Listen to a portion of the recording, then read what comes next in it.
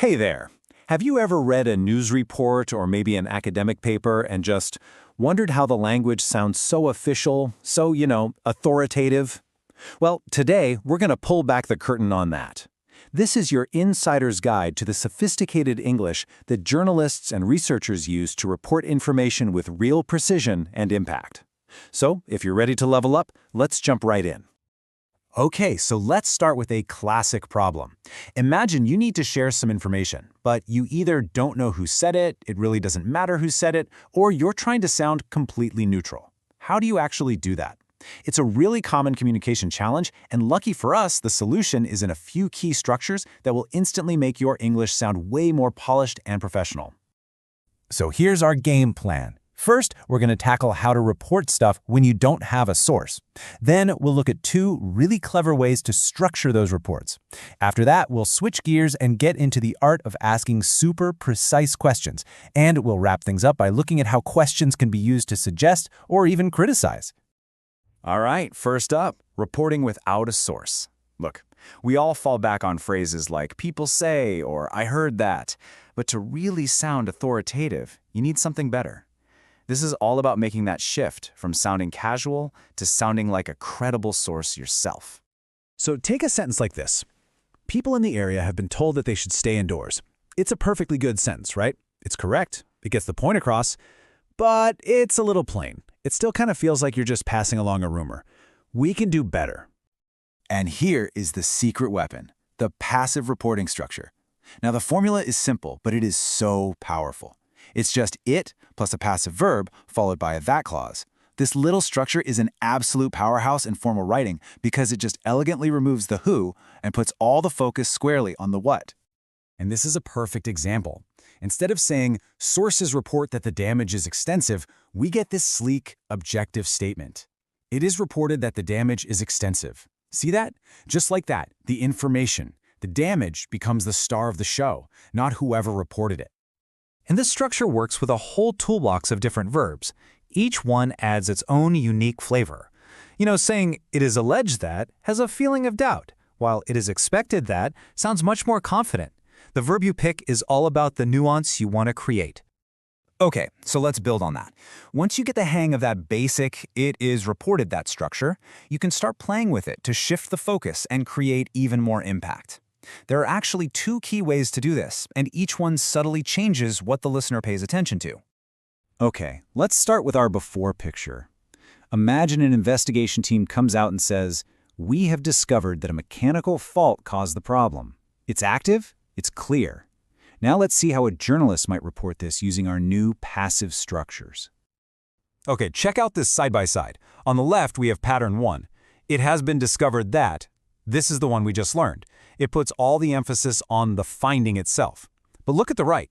Pattern 2 flips it and starts with the subject. A mechanical fault was discovered to have caused. This version puts the spotlight directly on the mechanical fault. It's a bit more advanced, and it sounds really dynamic. And you see that first pattern, focusing on the finding, in headlines all the time.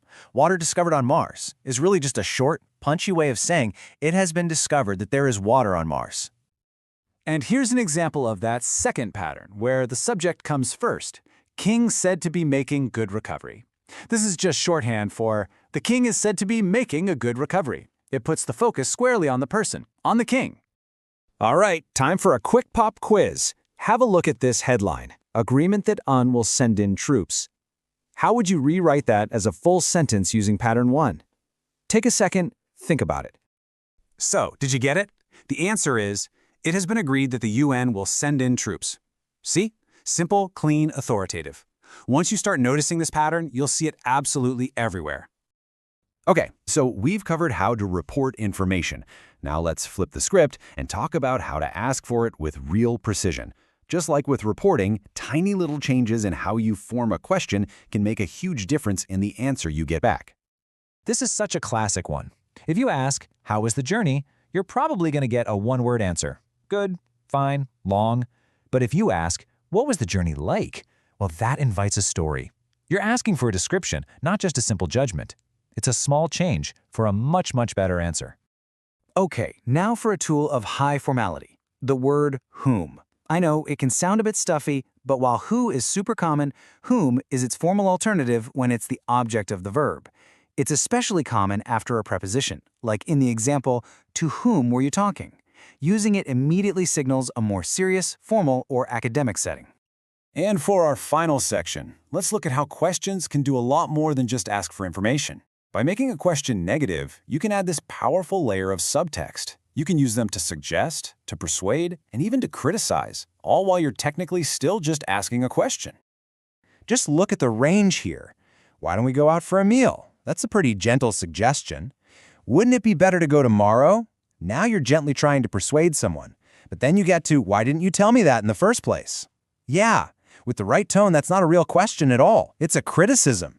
That negative form is what gives it that powerful edge. And it's not always so serious. A negative question, when you say it with a falling tone, isn't really a question anymore. It actually becomes an exclamation. Think about, doesn't she look lovely? Or, hasn't he grown? You're not actually asking for an answer. You're just stating your opinion and inviting other people to agree with you. It's a really versatile little tool. So, what's the big takeaway from all this? The crucial point is that these passive reporting structures and these advanced question forms, they're not just boring grammar rules. They're tools. They are tools that give you, the speaker or the writer, real, deliberate control over how formal you sound, what your sentences focus on, and the subtle tone of your message. So I'll just leave you with this thought. Now that you can kind of see the architecture behind all that formal, objective language, what are you going to notice next time you read the news or a scientific paper? What's being emphasized by being put at the front of a sentence? What's being left unsaid by using a phrase like, "it is believed that"? Because a lot of the time, the real story is actually hidden in the structure. Thanks for tuning in.